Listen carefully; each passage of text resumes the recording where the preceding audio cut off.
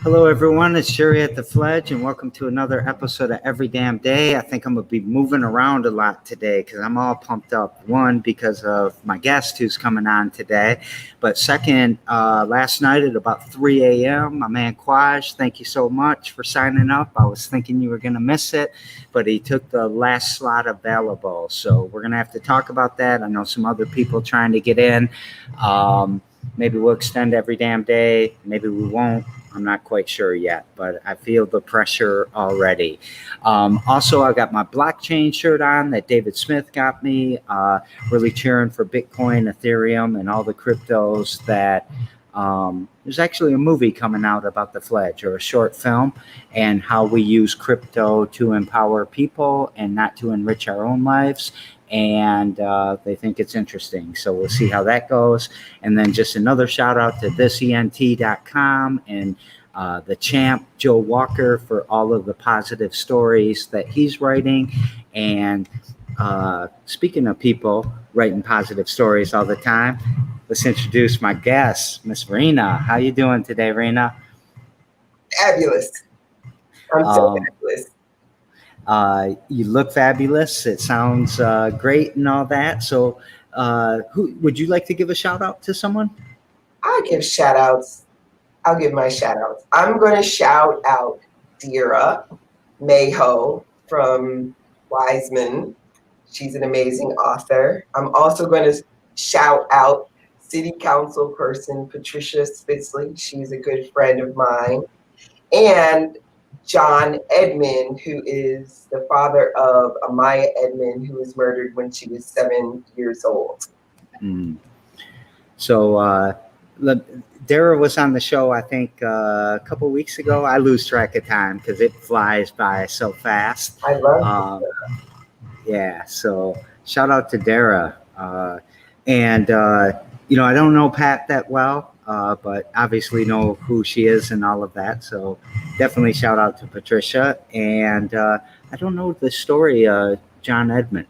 You want to tell us anything real quick? Yeah, I've been working with John for a very long time. His daughter was murdered over 10 years ago, and she was 7 years old, and there was a break-in.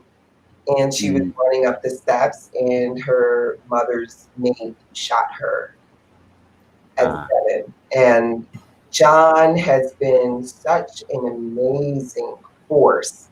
And he's one of the people you should invite on your show because he talks about forgiveness.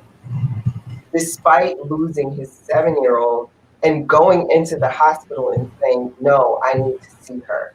I need to see her just the way she is. And then to go on and donate her organs. So she saved 5 people's lives. And John and I have been very close friends for many years. I just went to his house and knocked on the door and said, I need to interview you. I need to interview you. And that's when I was really snazzy back in the day. I would just do all kinds of things, like go to people's houses. I was like, I am Inspector Gadget. I was through all of the public records trying to find out where he lived, and went there. And it's really interesting watching people's pain. So I wrote this really introspective story about a father who was grieving his daughter, and we just stayed friends since then. We're like brother and sister. Like, we'll get into it. And then the next thing you know, so did you hear about this? And I'm like, yeah, I heard about that.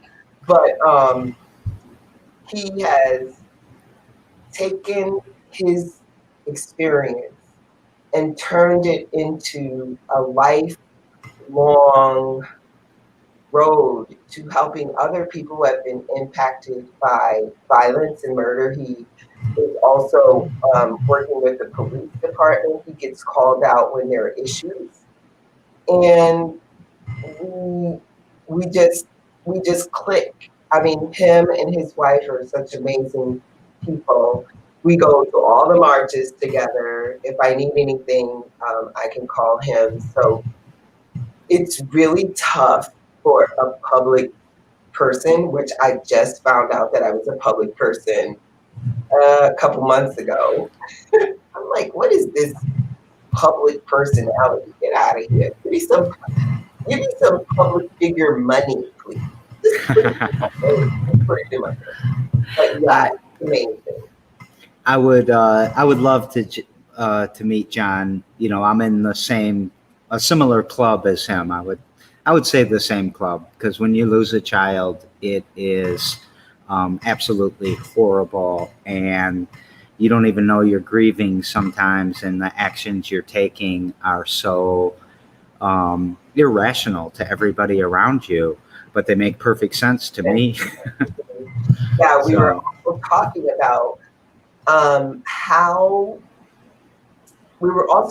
about how being impacted by crime has elevated the instances of alcohol addiction and drug addiction amongst that specific group. yeah. And it's a really interesting space to be in because where we live, we're not getting the statistics about suicide, about drug overdoses, and then we don't know these people. We don't know where they came from. All we know is one thing about them, but there is so much more that goes into the life of someone who has been impacted by crime, overdose, or suicide. And me personally, I think that it's kind of my responsibility to let people know about those individuals. So we as a newspaper started writing stories in about 2007. Brandon Williams was killed at, I think it was called Arbor Glen Apartments on the South Mm. Side, and that was my first experience. I had a mentee whose father, he was so funny. He would just walk by my house and say, bring me flowers, and I'd say, you know what, you shouldn't be picking other people's flowers. And so he brings his daughters to me, and this was about 15 years ago. So, and I still mentor his daughters, and he unfortunately passed away. But his Mm. older daughter was like, I need to go to a funeral. And it was Brandon Williams' funeral. And I'm sitting in the back. Just, I couldn't believe. I think that the grief was like, it was like gelatin. And you could just see everyone frozen in their pain and in this sorrow and this grief. And I thought to myself, this is something that we have to do something about. And this was years ago. This is 2007. So I started writing stories about murder victims and their families. And just in 2012, I decided to get a nonprofit called the New Citizens Press Wait, Community. wait. We got to take a time out real quick. Now we got to get into you first a little bit. So we're going to come back to I'm this. not used Okay. to talking about me. I know everyone tries to skip it, but I ain't going to let you do it. Okay. So let's get into you a little bit. Where were you born and raised? Where'd you go to school? Even if it's a school we don't even know nothing about, like, because I'm really into elementary schools. I don't Oh know my God. why. If I would have known, I would have brought you my PS 273 report card to show you. Well, that's going to be next. What kind of grades did? No, I'm just kidding. I was born in New York City. My name is Rina, which means joy in Hebrew. Um, Around a lot of Jewish people. So sometimes every once in a while, I still think I was Jewish at one point in time in my life because I was doing all kinds of things, going to bar mitzvahs, bat mitzvahs, sitting shiva, doing all of these different things. So I was born in Manhattan, Then after Manhattan, I moved to Queens. Then after Queens, I moved to Brooklyn, New York. And I lived at 578 Jerome Street, which is where I have the most amazing memories. Um, the feel of linoleum beneath my feet, the smell of the hallway, the creak of the door, the smell of the button pan as my mother would circle it looking for buttons that matched. The wooden floor that always had to be coupled with the alcohol, the pen, and the tweezer, because someone inevitably was going to get something stuck in their foot.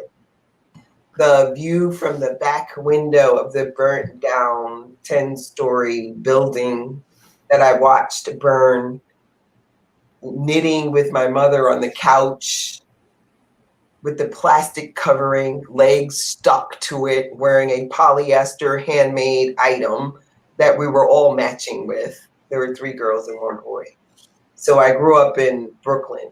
And then I recall in 1976 having my mother, my parents having this great big dinner for us. And I had lobster, not even knowing what it was. And because we were moving. We were moving to Bayshore, Long Island, of all places. And for the viewers, Bayshore, Long Island, and Brooklyn are like Detroit and Sunfield. Yeah, So Sunfield. Sunfield. That's a big statement right there. A big statement right there. And I was kind of miserable. I was really miserable. I was doing so well. My teachers were, so great. I remember a lot of PS 273 in Brooklyn. I remember, just the smells walking through, the apartment complexes to get to school. I remember May Day when we had to do this little dance, heel and toe away. We go around the maypole. I'm in Brooklyn. We're like, oh, what happened to the calypso and reggae? But no, we had to do the heel and toe away we go. But I remember all of that. And then I got to Long Island and I kind of felt very isolated and not really appreciated by the educational institution because my mother I'm a first generation American. So my mother is from Curacao, which is Dutch West Indian.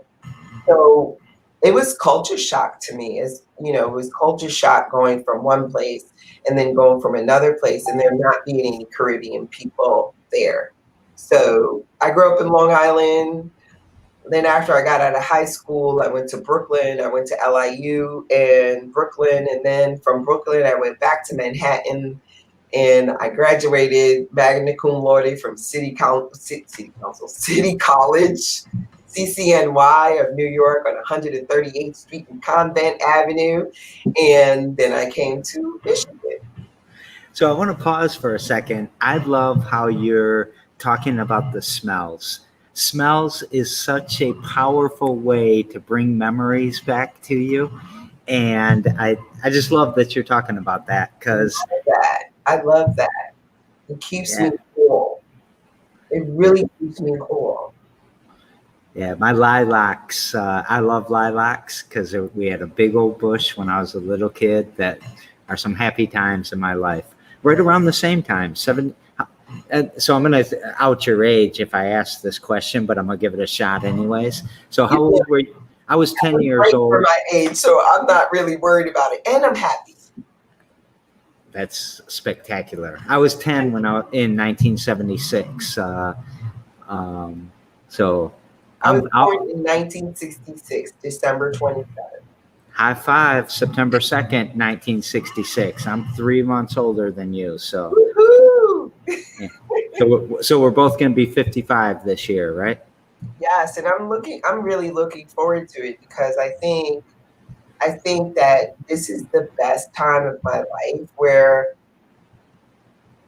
I'm learning that my baggage has to be unpacked. Mm. The baggage that I have has to be unpacked, and that baggage has created a roadmap that may not be conducive to me living the rest of my life happily, because we create norms for ourselves based on what we see and what other people tell us we are supposed to be, instead of just living our own lives the way we are. And it's really, I'm really at that place where I don't really give a damn. I'm living my life every damn day. You know what I'm saying? It's just, that's just what it is. And the corona situation, the pandemic, has really had me focusing on who are you, and why are you that way, and you should really get a therapist, because you can't really talk to anybody else because you're a public figure, and Mhm. that information may get out, but you've always been another kind of person. You're an extroverted introvert. You are a lover of classical music. You are a empath. You're an empath. You love flowers. You know, it's a whole plethora of different things. Yeah. Um, there was something that you said in there about I'm also an extroverted introvert. So, are you going to lay down for a nap right after the show? Because this can be exhausting to me sometimes. Being actually, Um, it's not with you; it's more with a crowd. that's what I was going to say. Um, there are certain people. There's certain people that always want to be in your space, Mm, and they're vampire, and they're energy vampires, and they yeah, always want to be there, and they always want to ask you questions, and they always want you to do something for them. But when it comes time for them to do something for you, that it may be so minuscule, like come to this event and act right. They'll come, but they never act right. And you're thinking to yourself, this is my space. This is my space. Can you please not do that? You should always respect my space. And if you don't respect my space, I'm going to say something, or I'm going to look at you, especially, and when you are an extroverted introvert, you're watching everything and everybody. So then you have to be careful that you don't misconstrue what they're doing as something, as an affront to you particularly. So there are all of us, out there who really, I think extroverted introverts are truth seekers, and they're like light workers, and because they're light workers, they're depleted from said light, so then they have to go and recharge themselves, and then come back out if they want to, or if they don't. It takes a special person to be with an extroverted introverted empath, a special person, because sometimes you don't want to be bothered by anybody or anything, and it doesn't have even to do with them.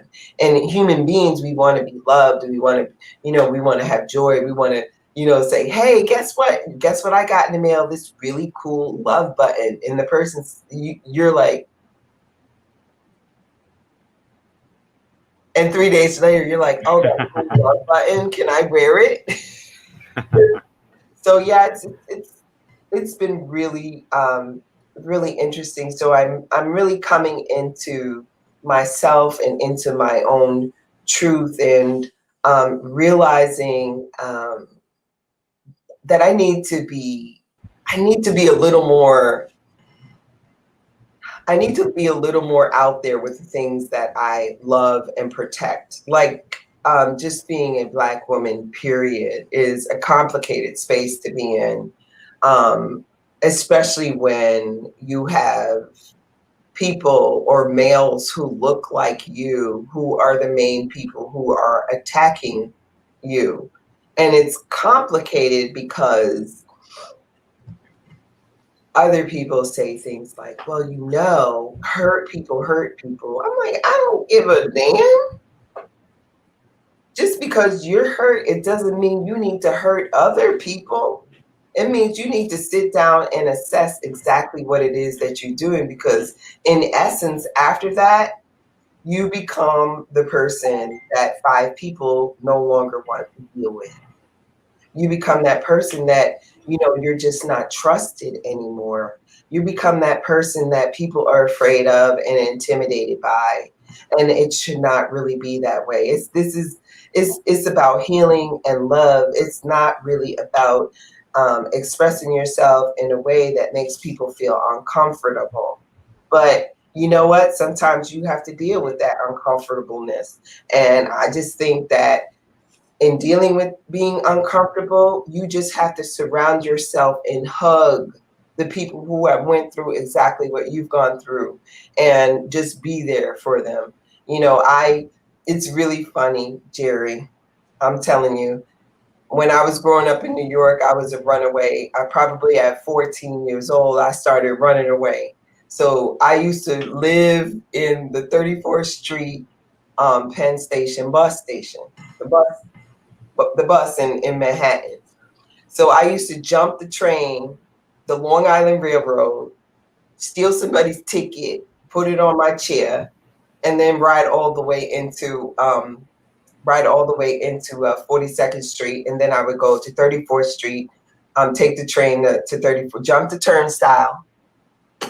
That was before we had cameras. Jump the turnstile and go to 34th Street. Jump the turnstile and go to 34th Street, or 42nd Street to 34th Street, either one or the other. But the buses were there. And I always knew that when you're a runaway, number one, no drugs. Number two, don't accept any food from anybody. So I'm sitting at the bus station. I'm like 14, 15 years old. I'm like, screw my parents. I'm lucky with the little bit of drama my kids give me. I'm like, okay, at least it wasn't as bad as I was. And I always tell this story because it's absolutely important for people to know what you see in front of you may not always be who that person was. So I never did drugs. I was like, no way, I'm not. It was back during the crack cocaine trade, and I saw a lot of my friends get involved with that. So I'm sitting at the bus station with my book bag, and I always bought books with me just in case somebody was trying to do something. I would just whip out a book, My book and my teddy bear that I still have 54 years later. I still have the same teddy bear because that dude just kept me busy. So I'm sitting at the bus station, I'm watching the bus roll in, and this girl gets off the bus with a suitcase.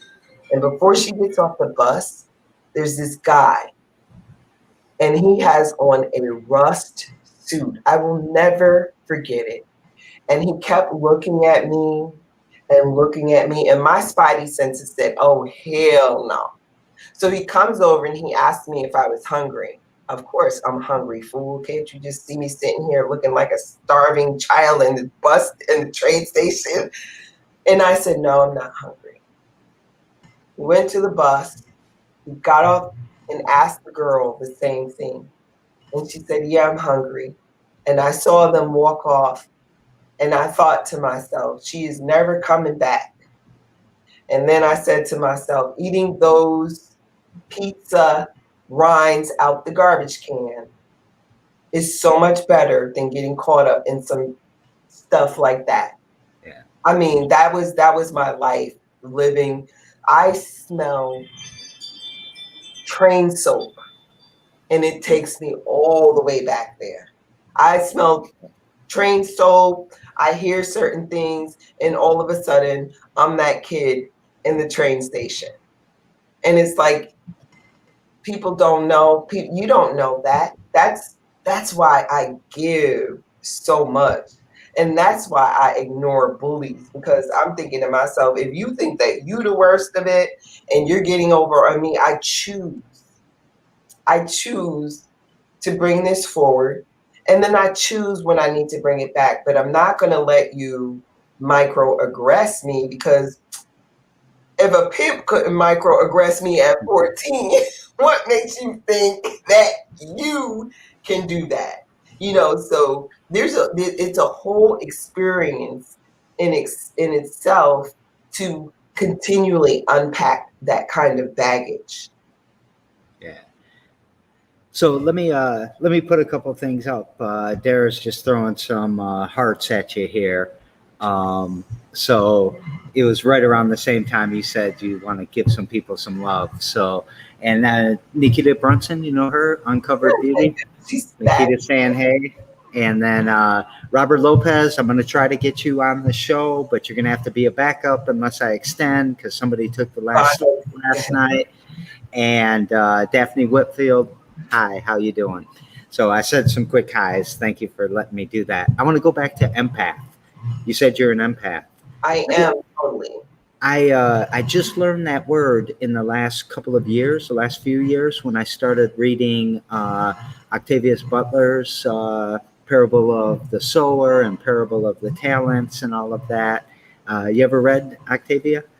I found out that I was an empath by going into the goddess downtown. I mean, on Michigan Avenue. I just went in there and I started explaining some of my crazy symptoms and how, you know, how I just love people. How I love people regardless of what they do. No matter what, if you speak the truth about someone, it does not mean you don't love them. It might mean you don't like them, but it does not mean you don't love them. And so it's being an empath for me and learning what the actual term was. I had to read Rose Trees empath. You have a mechanical empath, the type of person that can put anything together without having any experience.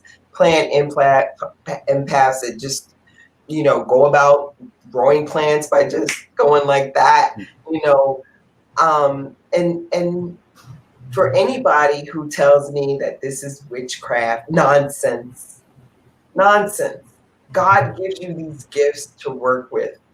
The reason why people say that they're wrong is because they don't want you to be any better than they are.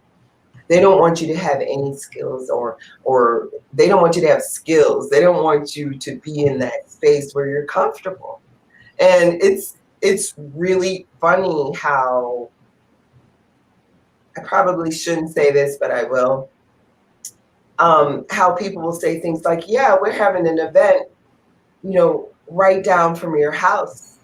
And like it's supposed to impact me some kind of way. I'm like, hey, that's great. But people will say things and think that you like your brain space is so small. Like this there's just one space that you're working with. And if you take a moment, excuse my language, and they can cut this out, to not give a fuck, it will work so much better for you, your mental health, and moving forward in the space that you were in. It won't matter if you left the glass on the countertop. It won't matter if you didn't dust that day. What's going to matter is that cushy, comfy feeling that you feel when you sit down in your chair and you pick up that cup of coffee, or you pick up that or water, or whatever it is that you're picking up, and you feel this sense of, yeah, this is me. I'm okay. I'm good. I'm doing it. I'm doing it for me. And the things I'm doing for you, I'm doing for you, for me. But once you start getting outside of that box, it gets very overwhelming. Empaths are overwhelmed by people because people are attracted to the fact that you can go, go, go, go, go, go, go. And then you're missing for 2 or 3 days.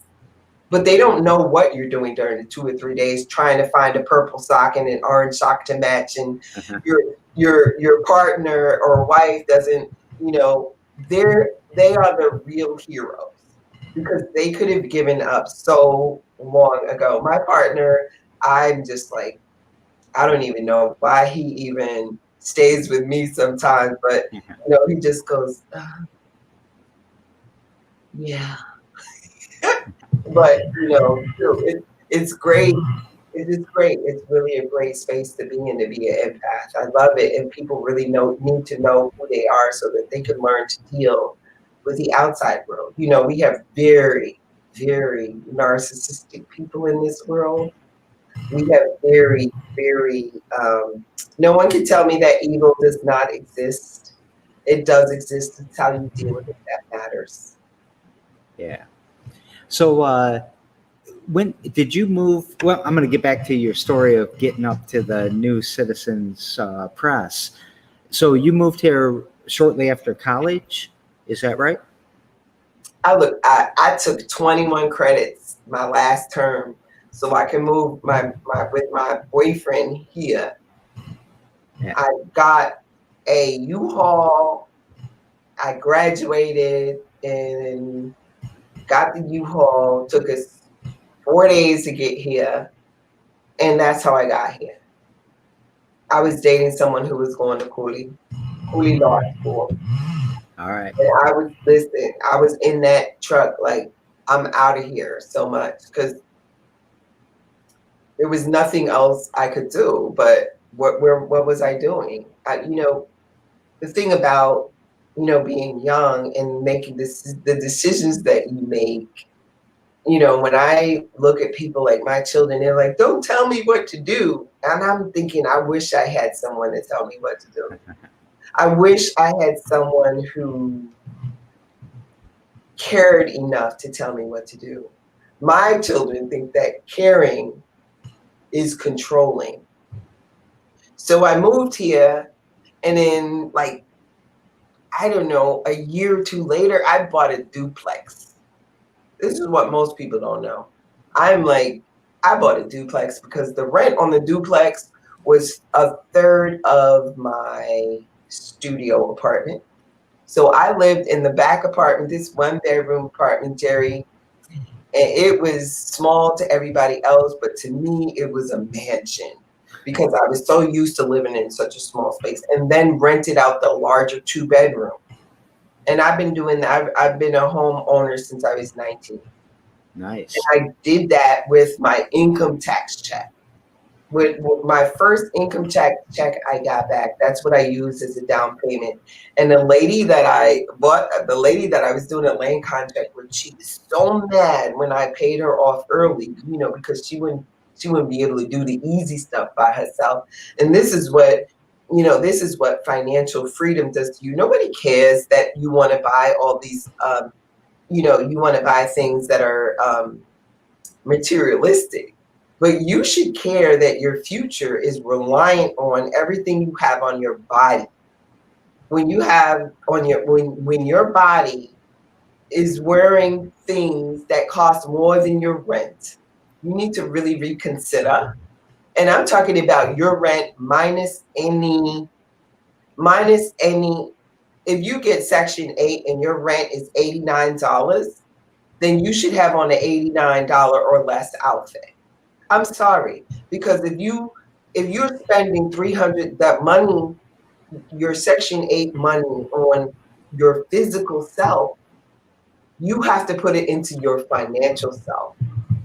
And I just agree. That's just how I feel. You need to like start reassessing and refiguring out where you want to be. And that's how I got to where I am today, because without that one house, renting out the front as a poor person, because I just got my income tax check back, and then decided to take my $1,700 and put it into a house, and then it was a duplex, and rent out the front. I had the wherewithal at 19 to do that. It's about, poverty is disgusting. It's so disgusting. And even when you have that, you could still be poverty stricken. You could go from having a house that's $400,000 to getting a divorce and being penniless. Even though you're wearing a Coach bag and Yves Saint Laurent shoes, you are poor. And we need to really start focusing on, the spirit instead of what's out there, the materialistic. The spirit is really what does it. And I only learned this because there was a murder victim's girlfriend, and somebody was tearing her apart because she had designer clothes. I'm like, well, what was she supposed to wear when he was alive? Now he's gone and she needs diapers and you're trying to tear her apart?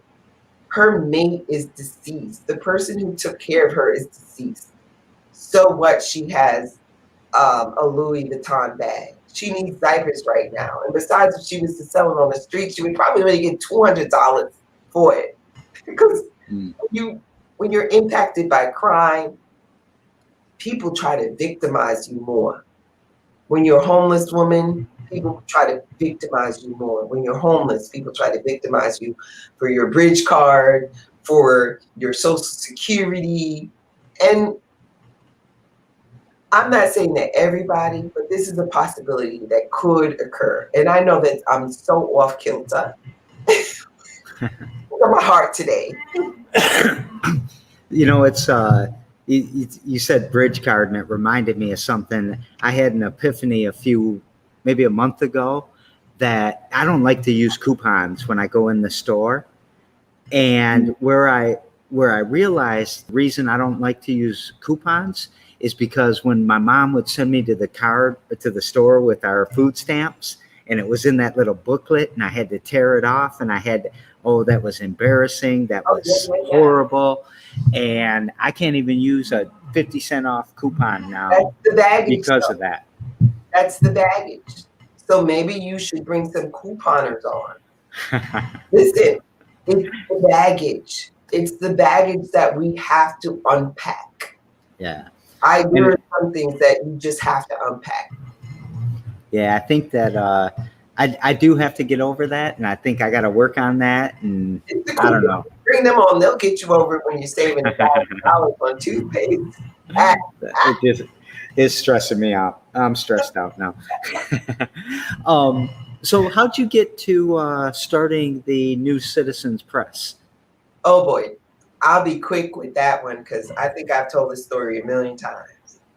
So I used to work for a really large insurance company, and every year, I go back home and I go to the Caribbean Festival in New York because I love it, and I love my peeps. You know, the plain mas with the big. If anybody is interested in seeing like a Caravana or the New York Caribbean Festival, it's one of the most amazing things. But anyway, I go every year to go see my family. And I was working at a job that I really just hated so much. I hated that job, but I loved doing my job. I love my job. Sometimes your job is not about the job, it's about the people. Everybody's competing, which makes it so much worse when you have, the brown nosers at the job, even though you're the one who's staying until 9 o'clock at night, trying to make people believe that as a Black woman, you're working twice as hard. It doesn't make a difference, people. You're not working twice as hard. You're taking away time from your family. You will be able to do everything that you need to do within the 8 to 5, whatever time period. Do not let anybody pull you into the whole thing. As a Black woman, I need to work twice as hard. No, you don't. You need to work twice as hard at home with your kids, relaxing, getting yourself a pedicure that you doing yourself because you now have the time to do it yourself instead of paying somebody else to do it. So getting back to that. So I went to a Caribbean festival and I saw this guy there and he's walking around with a briefcase and some glasses on. And this was at LCC, the LCC Caribbean Festival, and it was in August. So I'm like, oh my God, he's walking around. Newspapers under his arm. He's like, "Are you a writer?" And I'm thinking to myself, dude, do I look like a writer? You see all these babies I got, right? I had a stroller. And I had my youngest. I had a stroller and my oldest. And it took me so long to have my daughter. I also wanted you to know, all you women out there who struggle with not being able to have children and miscarrying, I feel for you all the way. I'm with you in love and light, and I'm holding you because it is very traumatic. So I finally had this daughter, and I'm rolling around the Caribbean festival because I'm thinking that if at least if she hears the Caribbean music, she'll be Caribbean even though we're in Lansing. So he comes over, he's like, "Hey, here's my card. Here's my card." You know, the people who hold you, give you the, oh yeah, my. He was on like repeat. So I take the card and I'm at work and I'm going to New York for the Brooklyn Caribbean Festival. And I'm like, okay, I'm going to go. So we go to the Caribbean Festival and I say I'm going to write a story for him. And you would not even believe, I think everyone in costume in Brooklyn I think it was on Eastern Parkway. It was on Eastern Parkway. These people heard that I was a reporter from Michigan. I think every costume was coming over. Oh my God, oh my God. I'm like, oh my goodness. So I was like, ooh, this is a great job. So I go home, and that was like September 4th. And so I go home, I'm still on vacation, and I go back to work and I quit. I go on September 7th, 2011. No, 2001. Excuse me, 2001. That's really important. I go back and I quit, and then I go back to my job. I'm like, I'm leaving. I'm going to be a reporter. What? Look, if I could slap myself right now back into that day, I would do it. But I'm going to be a reporter for the Metroplex newspaper, which was owned by Conrad Parrish, who died in a car accident. So I go back, I quit my job, and I'm at the doctor's office with my daughter, and then I see the Twin Towers coming down. This is from Labor Day, you quit your job, the Twin Towers are coming down. And I'm like, oh my God. I was just in shock because the Twin Towers kept me company when I was in Brooklyn Hospital dealing with this appendix, getting my appendix out. And I would just like, that's one of the first times I learned how to meditate, was to the blinking lights on the tops of the Twin Towers because I couldn't get to sleep. And my Lulu comic book, of course, because my mother brought me a Lulu coloring book.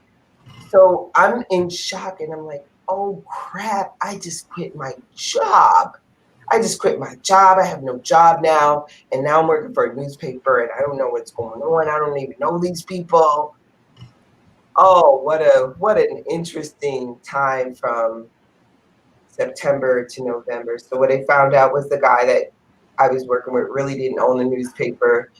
He didn't own the newspaper. He was kind of chauvinistic and would say things like, you can't touch the computer because you're a woman. I spent a lot of money trying to partner with an individual. So in between, we went from the Metroplex, which was owned by somebody else, to the Plexus Press. So there's like this little slim. And I'm like, this guy is spending all of my money. Are you kidding me? I'm going to get me another newspaper, not knowing jack squat about newspapers. So I'm like, I'm going to get me another newspaper. And got into a car accident with the publisher of the other newspaper. And I was just so sick. So I was dreaming and I was like, what could I call it? So the New Citizens Press came in a dream. So I started taking these business classes like they were really supposed to help me. But they helped me out a little bit, but they confused me even more because what I believe about entrepreneurial business classes. If you don't have a mentor in the space that you're in, you're screwed because you have to know what each item is going to be on your accounting. Oh, newspaper printing, editing. Who does that? I mean, if you have an ice cream store, ice cream cones. That's, newspaper editing, printing, ink, deliveries. I mean, and people are like, well, I don't look. It's a lot. It's a lot. So we get into this car accident. I take these classes. The person who's giving the classes spells my name wrong on the certificate. And a couple months later, I start the New Citizens Press. So February 2002. Now, of course, I have this carriage and a daughter, and I got to go through all of this. I'm like, oh my gosh. Oh, well, if you don't like me bringing the baby around, then you just won't get interviewed. And it's really interesting how people don't want you to tell the bad stories about things that have happened to you. Even though time has passed, it's still a story. You don't need to hold it against me. But my first interview was going to be at an MLK luncheon for my first edition. My first edition, and they would not let me in. I stood outside. They let everybody else in, and I stood outside and tried to listen through the door. And then I said, this is ridiculous. I'm not going to do this. And then I'm like, hey, if they don't need me, I don't need them either. So I left and did something on something else. But I was still feeling sick. So come to find out, I was pregnant again. So I had one baby and God blessed me with another baby. And then I had to drive all the way to Argus Press in Owasso to drop off my disc to get them to print it. So Tom Campbell and I are very good friends. He still loves me because I'm the only one who paid on time. And I went into labor at the CATA bus station having my third child. And that's how I actually became a public figure, going into labor at at CATA. I don't even know, delivering newspapers, going into labor with two kids, rushing. I'm so glad I was at CATA because I had to rush to the hospital, rush up the steps with a carriage, a 10-year-old, and then I had the other baby 2 hours later. And this is my life, always in a turmoil. And I've just been doing what I do ever since. I really love what I do, even though I get disappointed in people who want to take advantage of the situation. My newspaper is free. The New Citizens Press is free. Put your advertising dollars into it. I have to print, I have to pay a reporter, I have to pay people. And when I'm applying for grants, the people I know that never got paid are the people who are on the top of a list: photographers, videographers, writers. Oh, let's not forget the poets, because the poets are important. Yeah, they are. So I put your website, just double check it real quick. Put your website out there. I know it's right because I copied it from there. And tell us some highlights, some things that you're really proud of that you wrote about, or do you have any really cool scoops or anything? And one thing is your newspaper is very positive, right? I mean, you stay positive with your stories. I try to stay positive with my stories, Jerry. But I'm going to be realistic with you. Sometimes people push me to the level of I need to protect myself, like this situation with the City Pulse. There is no way in the world that I'm going to continually allow a publication that is supposed to be ethically grounded to say things that about me personally and other Black women that are not true. Mm-hmm. And sometimes I kind of look around and think to myself, am I in a Netflix special? Are there cameras around here? This is Lansing, Michigan. And while people, it's a really interesting space. The pufferfish? Yes, I know it very well. I think we have a lot of pufferfishes here, but if it really came down to the real, like, like empaths who actually are just putting you to the side, but we know everything we need to do. If we really had to do it, it would probably take us 24 hours to get you to the place where you really should be, kind of thing. Hmm. I mean, really, it's that was the only negative story that I wrote, but I had to write it because there was other erroneous information about me out there, and I could not even believe. I was like, what in the world? It's very different when Black women come forward about an issue, and if especially if it is about any type of sexual deviant behavior. We're such exotic creatures. We kind of just, we deserve that, and it's like, no, no, no, we don't. No, nobody said you could do that. Nobody said you could say that to me and think I'm just as offended. Because if I always tell people that your physical self can change at any point in time, but your spiritual self, it is one point game. And if you keep in track with your spiritual self from here all the way down, nothing will be able to push you off your game. Maybe for a little while, which is why empaths need that little bit of time to watch. I watch PBS specials. I watch I watch the cartoons on PBS to kind of like focus back on what I'm doing. But it's I cannot wait until the moment in which somebody just gets together all of the lies that the City Post has put out there and all of the lies that they have actually ruined because they have an agenda. Life is not about having an agenda. It's about loving and supporting what is true and being there for people who need your help, not using those same people to hurt them back. But me personally, I'm like, yeah, this happened to me, and I'm not backing down from what happened to me. I don't really care what any of you have to say. Sometimes, you have to consider that people get themselves involved in order to evolve.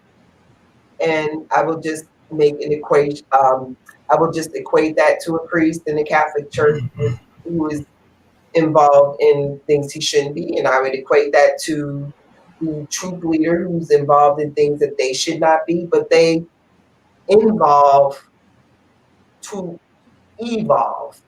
They are looking for what it is that they want in those spaces. And I learned that when I was a 14-year-old, watching that guy in the rust suit. Mm. He knew that if I didn't take his food, that I wasn't going to be his trick. Yeah. He knew that if she took his food and maybe ate the food that day, and maybe ate the food the next day, and maybe moved in and did what he wanted, then all of a sudden that steak turns into bread, that bracelet turns into that clothing turns into something to suffocate you with. And it's like you don't get to choose for me. You don't get to choose for me my truth. I have been focused on honesty and integrity since I started. So all of a sudden people, it's like the person who comes forward about something. But Black women in general, when we come forward about something, we're liars. It was comedy. It was this, it was that, and it's really unfortunate. It's also really unfortunate when politics gets involved in it, and then you're like, just, oh my God, I can't wait to see this 20 years from now on 60 Minutes. I cannot, when they pull those FOIA records, everybody right now is going to be like, oh my God, we didn't even know this was happening. But you had to know because the signs are there. But them FOIA records and getting in touch with people, and people are at a different space in their life right now. It's just like solving crimes.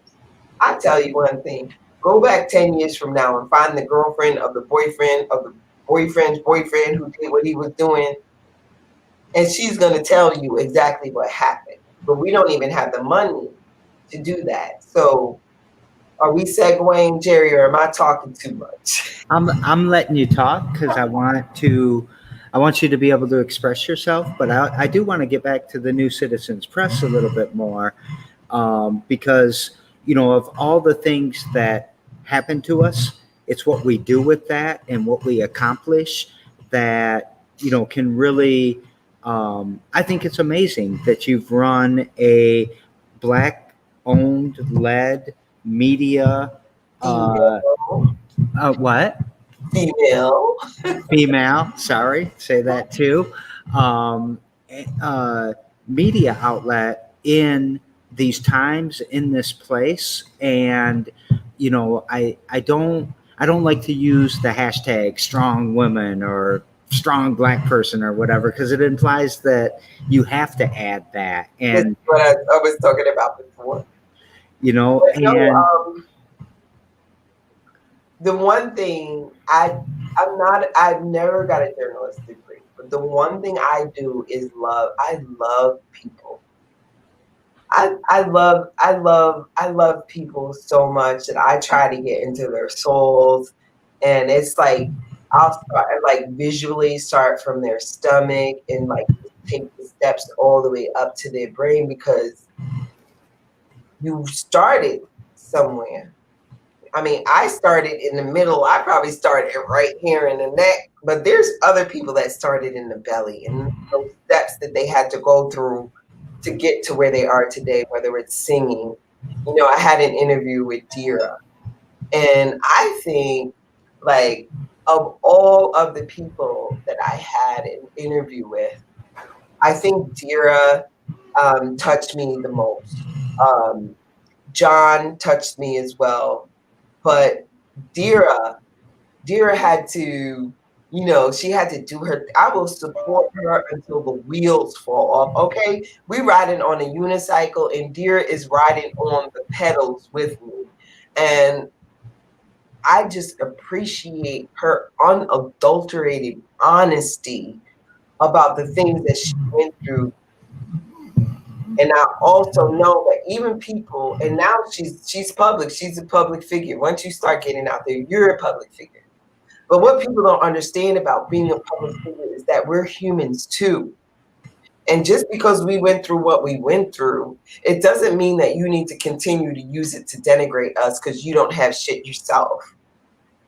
Just be supportive of us in our space of trying to help other people help you. I can't write stories about everyone. I get people who come to me with boxes of court transcripts. I'm like, do I look like 60 Minutes to you, 2020? Walter Cronkite, for crying out loud, he's dead already. But I don't have the resources to do that. So that's what I'm building right now. I'm building the resources to do in more investigative work for the newspaper, and I am very proud to say that we just got our newspaper upgraded, our news site upgraded, which was a very hard thing after putting 20 years of information on it. So it's a work in progress right now. I have not updated anything as of yet because it's very new. Like as of 2 weeks ago, they had to merge all the information over. So we're growing, and I love it. I love that growth, and I love the support. I love when people go out on their Facebook page and then inbox and it's me and they're like, is that really you? I'm like, who else would it be? But the newspaper has really been amazing, an amazing opportunity for me. And I tell you, there have been many times when I'm like, you know what, I don't even want to do this anymore. But then I had the opportunity to work for someone else, and what I realized was my last boss used to tell me, why are you working here? And not in a nice way. I love them, but I was like, because you hired me. So so I look at it from the perspective that where I was before only teaches me where I'm going and what I want to be and how I want to treat people with respect and dignity for their issues that they have, whether it's mental illness, whether it's addiction to alcohol, whether it's drug abuse, whatever addiction you have, I'm working with you because other people give up on you so easily and you automatically assume I'm giving up on you. But I got you. I got you until the wheels fall off too. And I have a person right now that I really adore, and she's experienced some things. So we're gonna keep it moving because we're all healing and moving forward. You if people constantly want to pull things that I figure if you have an issue that is unresolved, then bring it forward. But if that person's really trying to heal themselves by going to therapy, and I would suggest everybody who's watching this and everybody who ever watches this to go to therapy. Your friends are not therapists. Your therapist cannot tell your other friend what you told your other friend anything.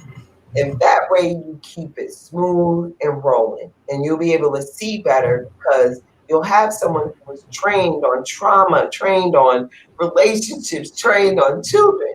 But your friends are not.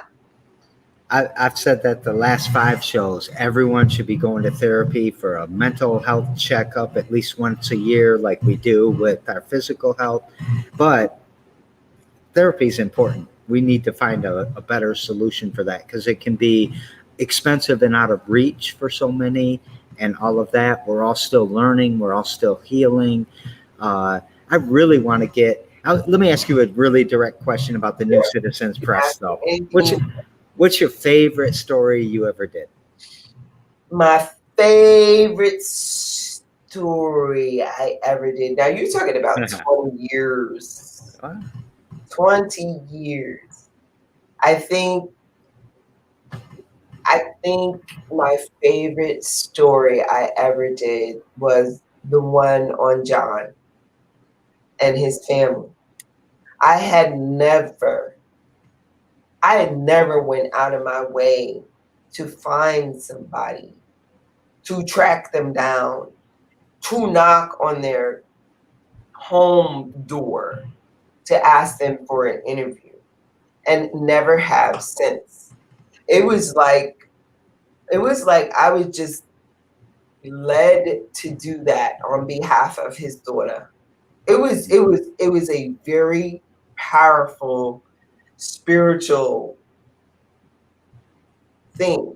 Never in my life. I'm like, and in past we talk to ourselves too in our heads. We're like, you don't know them people. Constantly. You don't know them people. Well, why should you know them people? You don't know them people. Well, dude, I'm going to knock on the door. You don't know them people. Well, let's go to the Google and look up there. I was like, Rena, what are you doing? And those people, John let me through the door, and the story just came out. I was using words like, I think, if I can remember, the dappled sunlight was coming through the shade. And I mean, that when you get to that point, and I wish I had an administration team so I could write the stories. Because if I was writing the stories, they would be they would be so expressive, like you could feel the humility just dripping off of his soul while he was talking about his his journey towards recovering from a heroin addiction, and how when he was a young boy he had gotten into a bicycle accident in Vicodin. I mean, and these are things that people don't even think that I should know, but like I'm watching the world evolve around me. I'm watching this whole world evolve around me. And I think that it's funny, I told this one lady, and I have a lot of the people that you um would think that would not be my friend are most of the old white ladies. So I always call them and I say things like, I know you're scared to come to this event, but I got you. So it's like you have to put it out there so that people feel comfortable coming into Black spaces or urban. I hate the word urban spaces. It's used to vilify and stigmify and all that shit way too often. It is. Way too often. It is. But that's what- their brain state. What would you kind of define as your mission for what you're trying to do with the New Citizens Press? I would say that I'm trying to provide news that is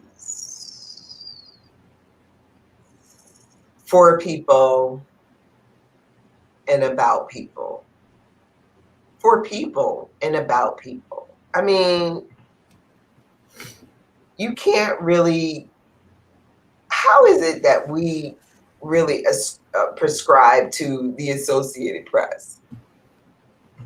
We can't prescribe to the Associated Press if every story is coming out of Iowa on the top of the page because that's where the bombing happened. That's not what's going on right now. So it's more about news for, by, and about people. And my people live here. And even if my people didn't live here, if you have a circumstance that is relatable, like having a stroke at 36, that's relatable to here. Even if you live in Wisconsin, I like that story because you're going to tell us all about how it happened, what signs were there, what you did afterwards. Could you talk? Could you read? Could you move? What the process was like as a young person. So the New Citizens Press is looking for those stories that kind of like meld the mind. I'm not looking for the hot dog vendor, even though I love hot dog vendors. I'm looking for the hot dog vendor who can't find a job because he went to prison 30 years ago, and that is still on his record. And now he has to start his own business because he can't find a job. I want to know your story. I'm looking for that. I'll introduce you to a few of those sure. That's what I'm looking for. I'm looking for the people who have started businesses based on the trauma, based on what they don't have. I don't care if you started a business because, you got, $500,000 from here. Who cares? That's for Forbes. Go talk to them about it.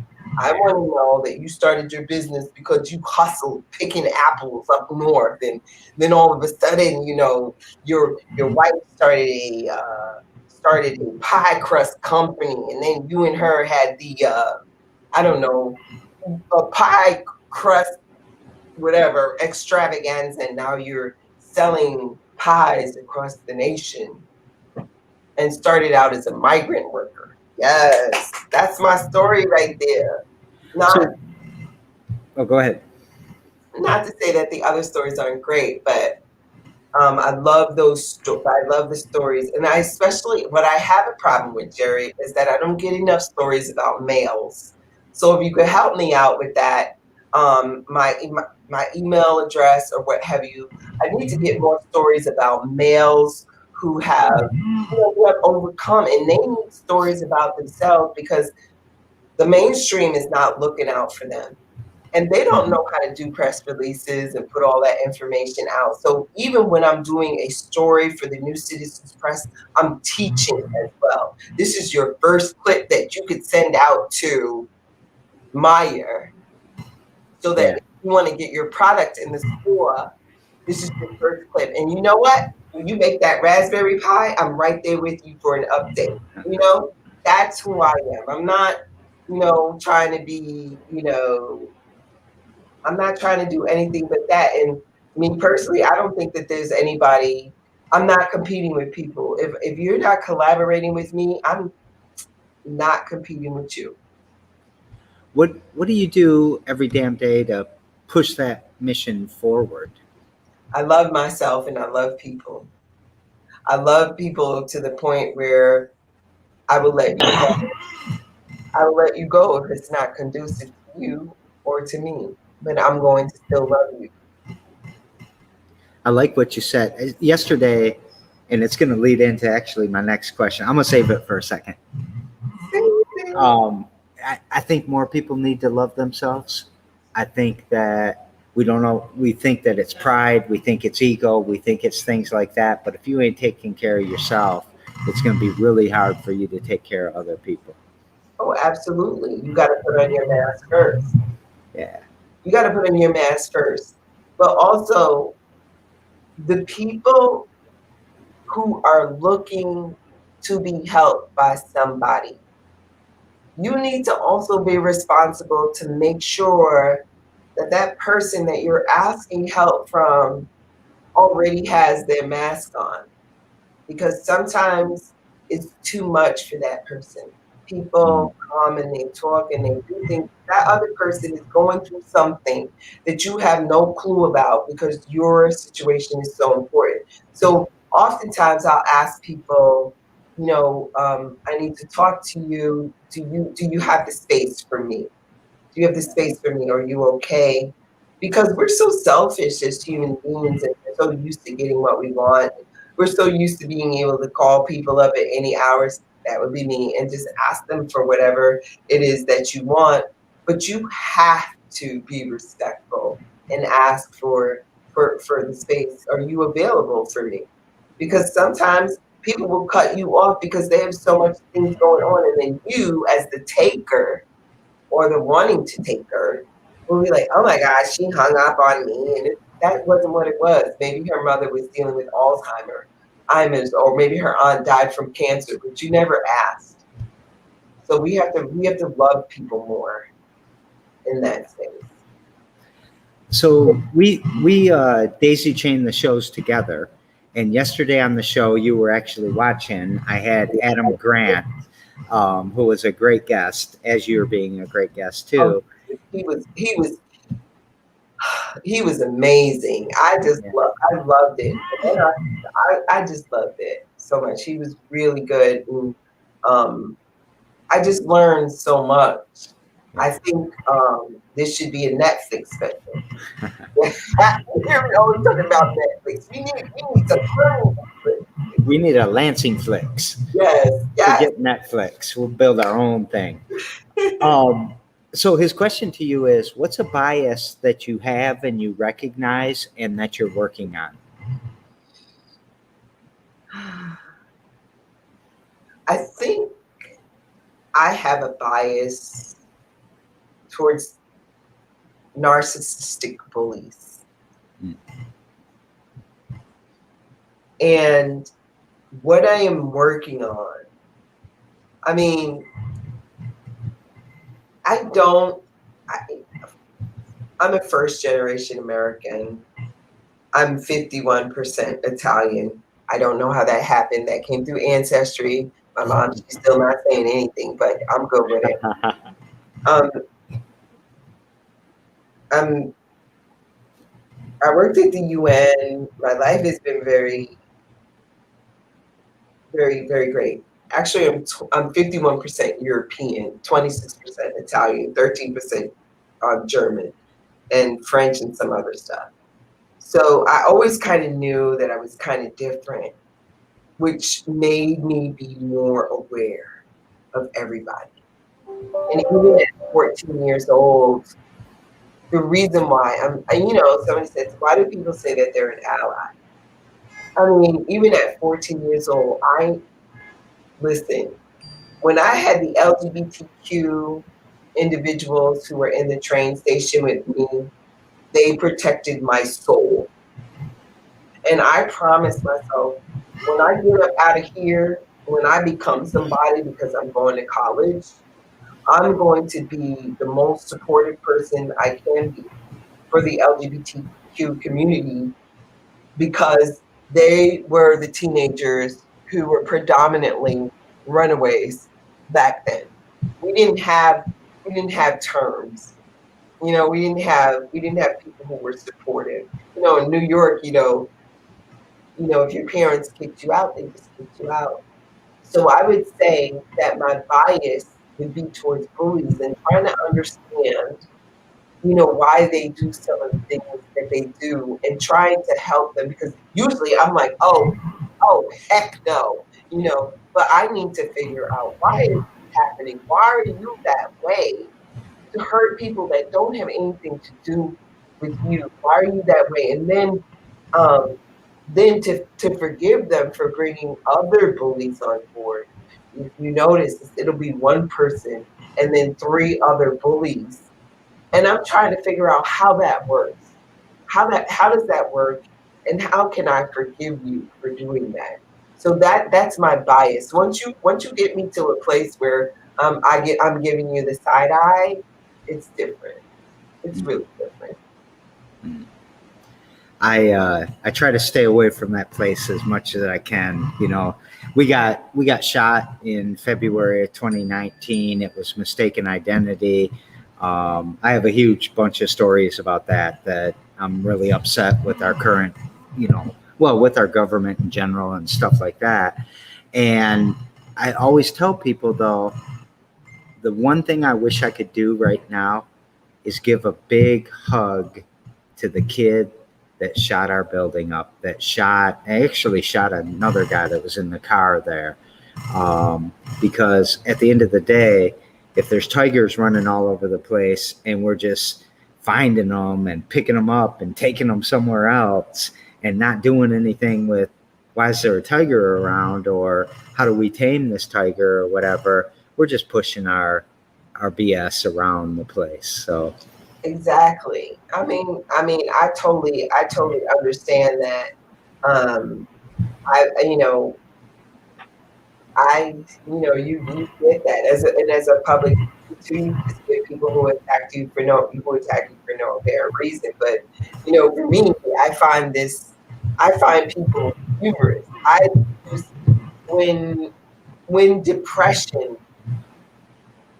grasps me, I use humor as a way. I mean, I'll be on TV watching things like Columbo, just things to calm me down, or Cannon. Oh my God, Cannon. And I'm cracking up at the suits and Cannon and its fake behavior. But that's what brings me. TV is my friend because it brings me back to a place where I was safe. I was safe. I was warm. I had my cornflakes and my blow pops and my banana now laters and I was safe. dang, you just made my teeth hurt. Don't be saying banana annihilators because I chewed way too many of them. Oh man, but life is so beautiful. It's so beautiful, and I just want to reach out to the people during COVID who also may not feel that good about where they are today. I mean, we're still breathing, and wherever there is a possibility, love is capable. I mean, if flowers can go through cracks in concrete by just putting down a seed Yeah. that was carried by a bird that was on a plant 4 miles from there. Oh yeah, we have possibilities, Jerry. We all have possibilities. So um, it's great. The newspaper is delivered in front of the Collins Road Post Office right now, um, City Hall, and everybody reads. It's on the west side in front of the Grow store over there by the Chinese buffet. Is, And you can also is go. all of this on your website?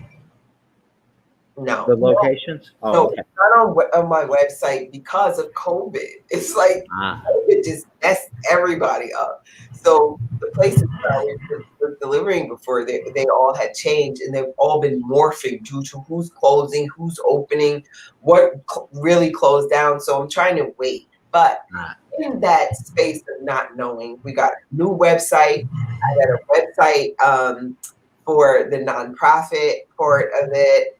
I'll be uploading at least 5 editions because they just put the new website up. And also, you can get a subscription or a digital subscription for a nominal $36. I don't know if I was supposed to say that, but you Yeah, can that's okay. color digital subscription. And oh my God, my subscriptions has skyrocketed by 250%. So Nice. I'm not really worried about anything, but I will tell you what though. If anybody out there thinks that for one moment that I move past things, especially when they impact a lot of other people, you best believe you about to see the phoenix rise in a couple years. I mean, if I've been in this for this long, this 20 years with two babies and a 10-year-old, stroller, delivering newspapers, just writing stories, daughter sticking match covers inside of my computer right before I'm supposed to go to print, you know, period. You brought up Everyone Reads, and ironically, or Everybody Reads, sorry, Scott. But Scott Harris is my guest tomorrow from Everybody Reads. And what question would you like me to pass on to him?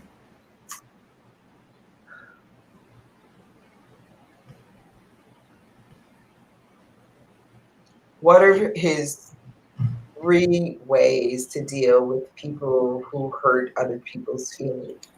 Dang, you changed it on me. What was it before? Huh? What was it before? What are you really doing to serve your community? That would be fine. No, And no, I'm okay with you changing it. actually give him two. He'll probably I'm Huh? changing the rules. Well, 3 ways to what? 3 ways that you deal with people with kindness who hurt you, because he's always good at that kind of stuff. Let me ask you that same question. What do you do to deal with kindness? For 3 ways to, use kindness to deal with people who hurt you. Can I skip that question? Let me stop. um, You can if you want. no, I'm That's, not going to.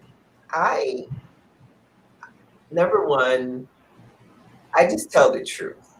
I tell the truth about how that person hurt me. Number two, I try to see it from their perspective, whether they were drunk or angry. I do try to see it from their perspective. And number three, I still love them.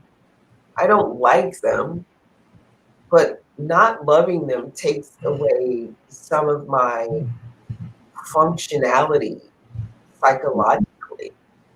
So, no, they're not going to take that. I'm going to give them an extra tile in my head for love. And when I see them, I'm going to exude love through that little portal right there. But do I like it? No. So I've learned that over the years that that's what keeps me stable, and that's what keeps me sane. well, that's a good lead in to my next thing too, which is happiness, sadness, joy, hope, or love. Which Oh, word would you like to talk about? since we already talked about love, because Oh, my okay. hashtag, my hashtag is love people. In the beginning, you see how everything morphs around. So I will talk about joy. All right. So my Which name, is, yeah, I was going to mention that. yeah, my name is Joy in Hebrew. And on July 6th, I met my other brothers. I didn't know who my birth father was, and I did an ancestry test, and I met my other brothers. My two brothers. One is a chef, and one is an eye surgeon. And I think that was the definition of joy, not describable, not palatable, but somewhere omnipotent, like in the universe, just like joy that I've never felt before. Like that space of, everything coming together, like, like a Tetris game, It's just, it was just a really amazing experience. It was very joyful. So, um, yeah, joy and doing what's right to make you joyful. That was one of the happiest moments of my life. I could not even verbalize it at the moment, seeing them both together and meeting them after this long for the first time. And seeing people who actually looked like me and sounded like me and I knew loved me intrinsically from the first moment. That is joy. So yeah, joy. So is joy really closely related to love? It is. It is. It can be. I always tell people about, no, I didn't steal the cookie when you did. And no, I didn't run into that car when you did. They're both lies. But it's about the level of love that you have. Everything is levelized. There's no one word can be like this monolithic structure that touches you in every place that wants to be. It's like a graph. It's like a graph based on what you feel, based on what they feel. But I tell you one thing, on a scale of 0 to 100, I was at maybe a 110 that day. I mean, I was ready to pass out. I was so overwhelmed with just the whole thing. And but love is also something you need to work on all the time. And you need to work on it. Hey, give me one quick second because we're running late. I gotta just do something real quick.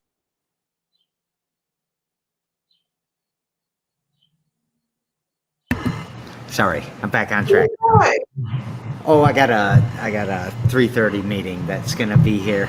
I thought you and I'd be short and sweet today, but we're running Oh, you're fine. long. So, So hey, understand that you're going off there. well, I'm number one. I'm proud of you. I'm proud of you for 19 years, black woman led newspaper. But let me say that again: for 19 years, a newspaper. Because it is important that you are it's black led, it's black owned, it's women led, it's women owned. Those are all important things, but let's also not forget that you're so much more than those things, right? You're so much more than whatever the city pulse said. You're so much Oh, more than absolutely. all the little you know not the little, but the all the things that are going on All of it. that are in these, whatever. You're so much more than that, and I recognize that. Other people recognize that. Um, the things will ebb and flow, right? And I'm proud to have you on the air. I'm proud to know somebody. I'm also proud of the Chronicle, another black led newspaper in the area, but also proud because 20 years, any business, anything that you've done, any endeavor, it's significant. So good job, Rena. Thank you so Um, much, and thank you for having me on. of course. So, what would you like to take us out with? Um, I would like to take us out with, for all of the people out there who are comfortable in your spaces, get outside of those spaces and go to different spaces. You can go to a black church online. You don't have to actually go there physically. You can visit black homes online. You could do a whole bunch of different things, including doing research on people that you don't understand. Sometimes, I mean, I don't understand things, but I do my due diligence and do research. I'm learning a lot about Native Americans, which I never even thought I didn't know about until I started really paying attention. So pay attention to the people around you. Carry a little book with you and a pencil so that you don't forget what it is that you're thinking about, so you can go back and look at it later and do some research so that the world in Lansing will be a better place for it. Thank you so very much for that. Stick with me for a second. Everyone, 2 p.m. every day, every damn day. So I'll be back here tomorrow with Scott Harris and Everyone Reads. Thank you so much for coming in and telling us your story, Rina. I appreciate you. Thank you so much. All right. Bye.